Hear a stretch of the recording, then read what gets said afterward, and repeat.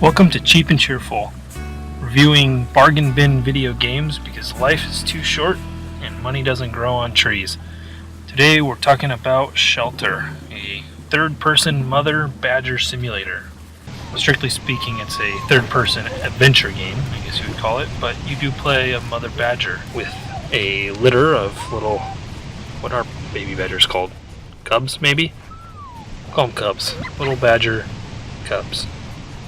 And it's your fight for survival. Food, shelter. I think the developer's really going for the circle of life thing here. And it's really just the life and times of a badger family. The game doesn't really give you overarching objectives and, goals to complete. It sets you free and shows you a couple little mechanics, but doesn't necessarily tell you why you need them, I guess. I mean, you know why you need them because it's just something you know. It's a very good game at teaching you through the mechanics and through the world. And what a world it is. Just look at it. Beautiful.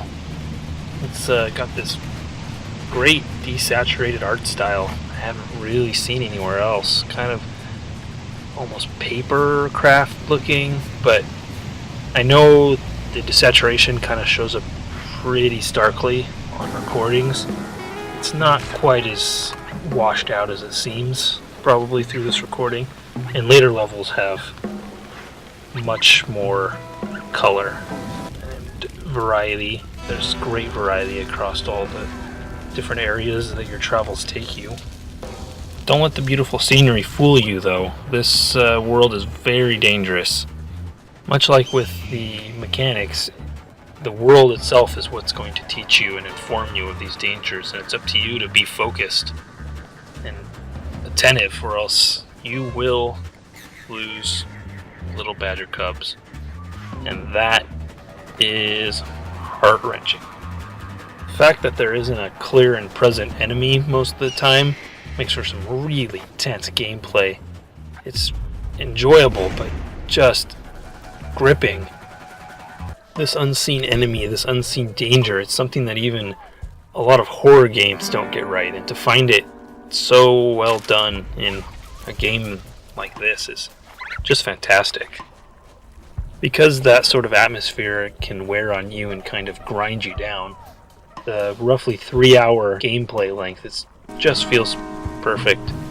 It's enough time to get you right into that emotional place that the ending needs you to be in. And talking about the ending, just play through and experience the ending. It is absolutely worth your time to make it all the way through. Even if you're kind of so-so on the game and the gameplay, just get to the end. If you don't like it then, that's fine, but it's one of those things that you should just experience. So, bottom line, is it good value? For your money, at full price, it's right on the line. There are players that are going to love it and think it was worth every dollar. And there are people who are going to feel like it didn't provide enough. There is another game mode. I didn't play around with it much. It appears to be just a gathering game mode. Your cubs don't follow you around.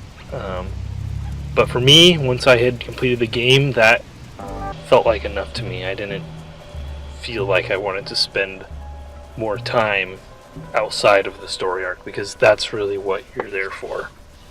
If you see it on sale or in a bundle, on the other hand, it's absolutely worth your money. Is it worth your time, though? In a word, yes. It's going to come in at about 3 hours of gameplay. I enjoyed every minute of it. It didn't overstay its welcome, and it didn't feel like it was lacking when I finished.